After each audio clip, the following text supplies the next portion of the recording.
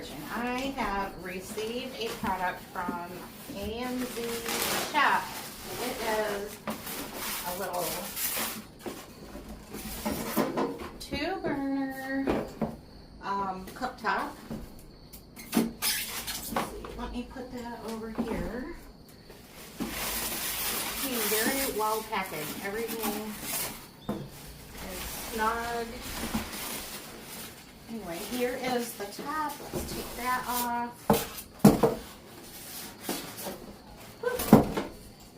And it has a little lid and some silicone grippers.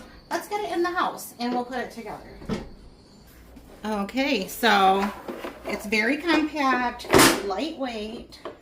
Really liking that feature so far. AMZ reached out to me to collaborate and feature this product in a video.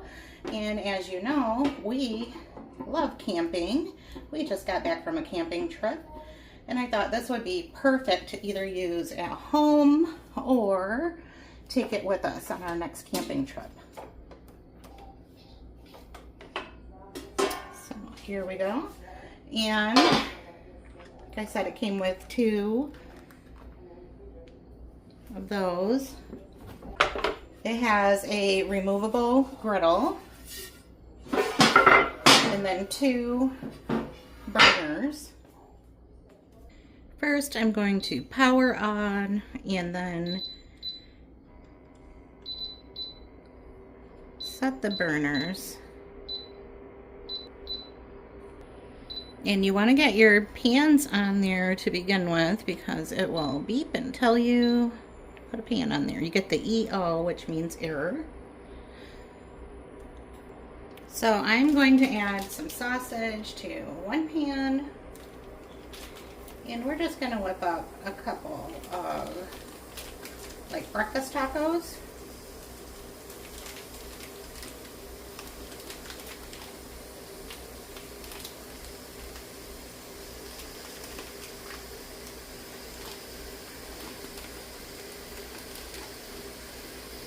Already hear the meat sizzling, so that means that my skillet heated up super fast. So right away, that is impressive.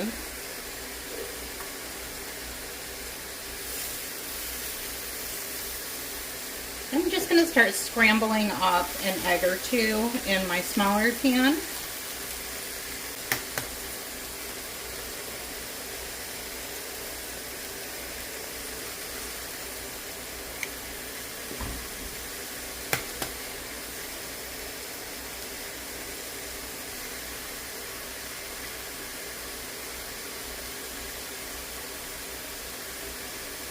And again, I am just so surprised at how quickly the burners heated up and how evenly it's holding the temperature. It's just like using my regular cooktop, maybe even a little bit better.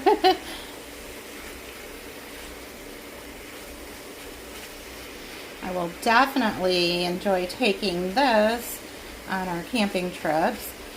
Most of the 2-burner cooktops that I've purchased from just like a regular department store, they don't heat up as well and they don't maintain a temperature, so I'm impressed. I'm gonna just say that again.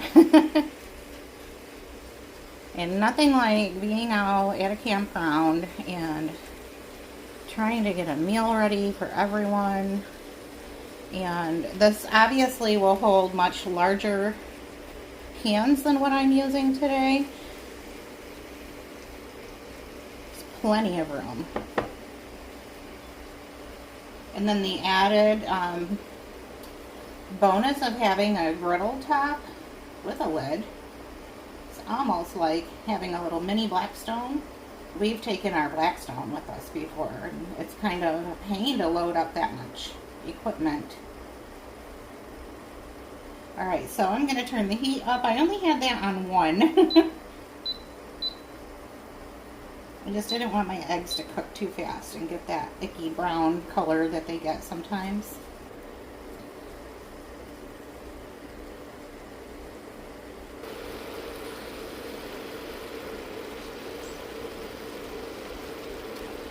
once the eggs are done, I'm just going to turn that eye off.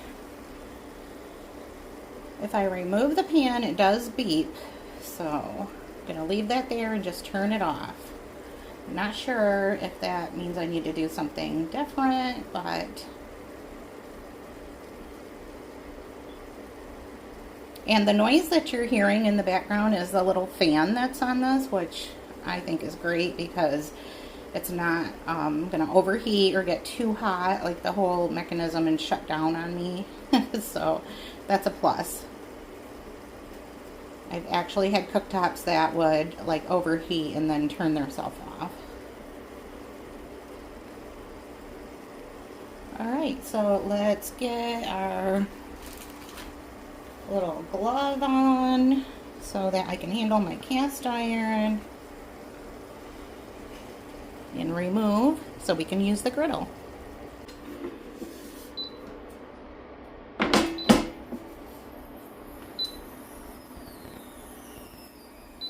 Alright, so I've placed the griddle on top of the burners there. I'm going to take the lid off for now. I've got both of the eyes set to the same temperature. I'm going to use a little bit of margarine because I don't have any spray. I don't usually use spray anyway, but I have like absolutely no olive oil or avocado oil. But I just want to get something down. And it's not that I'm worried that my tortillas are going to stick to this because, you know, they're tortillas, but I want to flavor them up some. And I'm just using these itty bitty cute little 0 net carbs tortillas.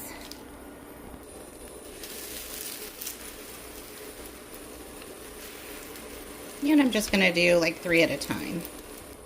Just laying the tortilla down, and then I'm going to put a little bit of shredded cheese on there. Get it on each one.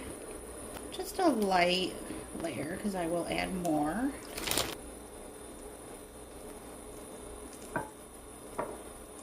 Now a little bit of meat. And I'm using sausage, but you could use ham or whatever you like. Some bacon would be good.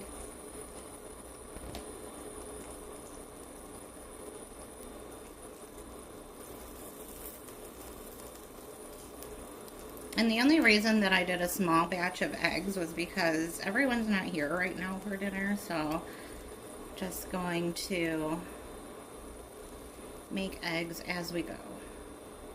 In my family, they can be a little bit picky about their eggs, and they feel like they get rubbery as they get older, or as they set. Okay, the key here is not to stuff them too full because we want to be able to close these up. Alright, a little more cheese, and then we're going to fold them up like taco style.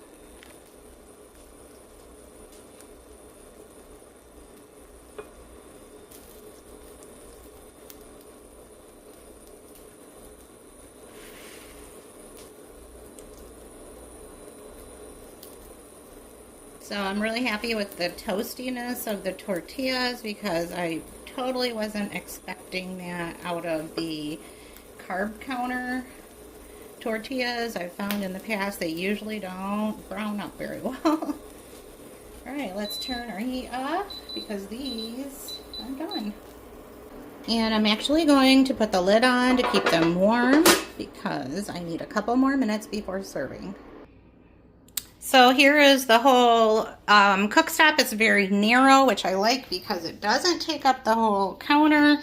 I can scooch it right back and still have plenty of surface to work on. And then here is the finished meal. I'm just putting some tomatoes on there along with it. Nice and crispy breakfast tacos or breakfast for dinner tacos. And again, this is the product and it will be linked in my description box.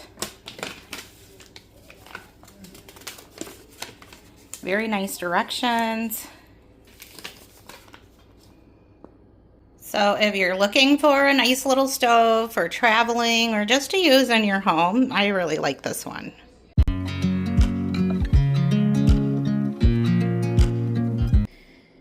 This is definitely going to be one of those weeks that just gets away from me. It is Tuesday. I just had a really long, it's been a long week. It's only Tuesday.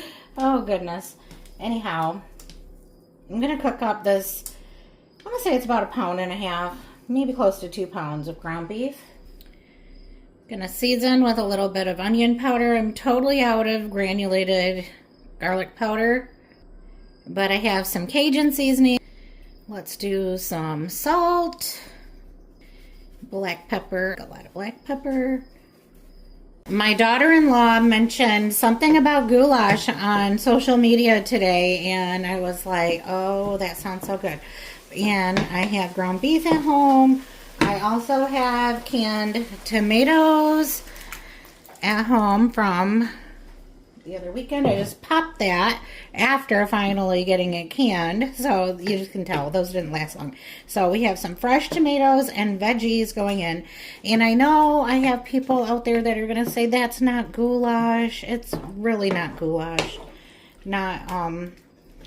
Not by any kind of heritage standards, but it's what I call goulash. Anyway, I have my tomatoes, I have veggies, like there's garlic in there, there's onions, there's a little bit of zucchini, and all kinds of good seasoning. I'm gonna let that kind of mix for a while before I add any pasta. And then the one thing that I know we want in our goulash is red pepper flakes. I'm going to add a little bit of brown sugar. Now I'm going to add some elbow macaroni. Let's see, I've got a 16-ounce, so 1 pound box here. I'm going to do about half of that. And I did remove some of the tomato skins. If you saw last week's video, you know that I processed my tomatoes in the crock pot with the skins on and mentioned that we don't mind the skins. I do take out like any big skins that I see when I'm cooking with them. And I'm just doing enough water to make sure that the pasta is covered. And I'm going to put a lid on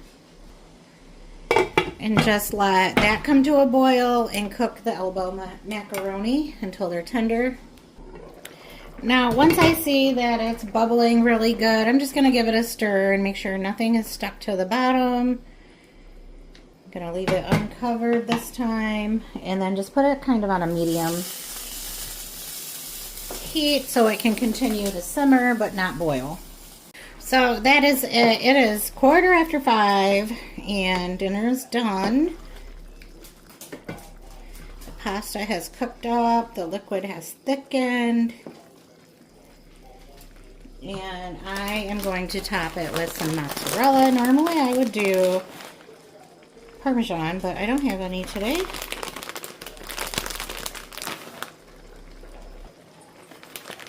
Might as well do that. And I'm going to turn it off so that the noodles don't completely turn to mush. Okay, well, I have been told that this is the best goulash that I've made. So I'm going to give it a shot and see what this man is talking about. Because I've made some good goulash before. Okay, well, I wanted to have a little bit of cottage cheese with mine, but I'm going to give it a taste. Oh yeah, that is some good stuff. Well, the hope is that I will have time to make a home-cooked dinner today.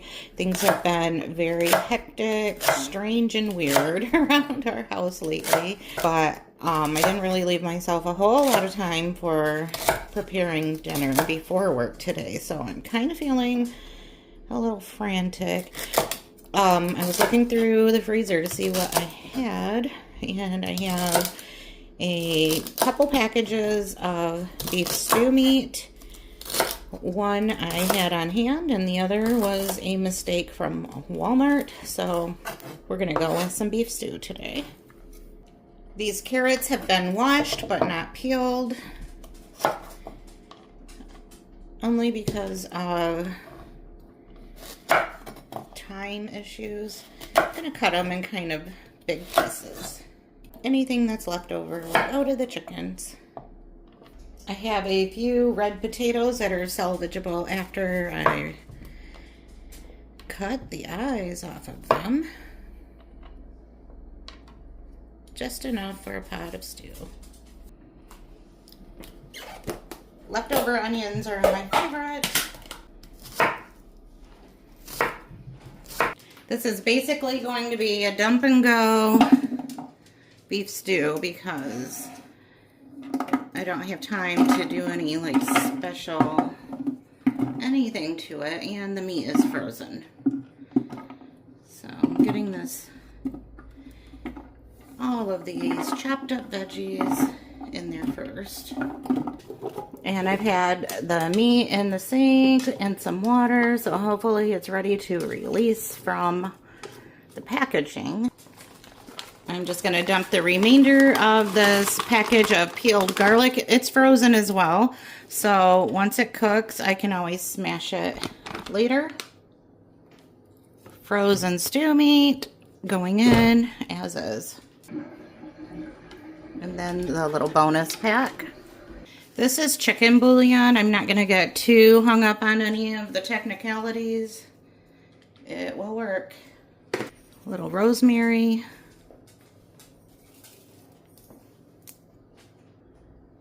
Some dried thyme. These mushrooms were delivered to us by mistake too, so we're going to throw those in. Can't forget some salt. Of course, some black pepper. Adding about 2 cups of water.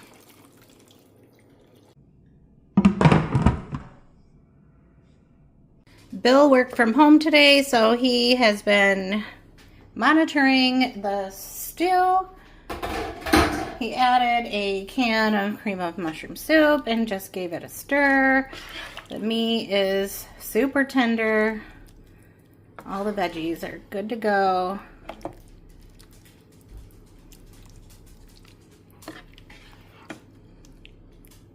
Wow, it's nice coming home to food already cooked. I know I didn't really feel like I had a lot of time to put much effort into it, but with stew, it's very forgiving. So easy.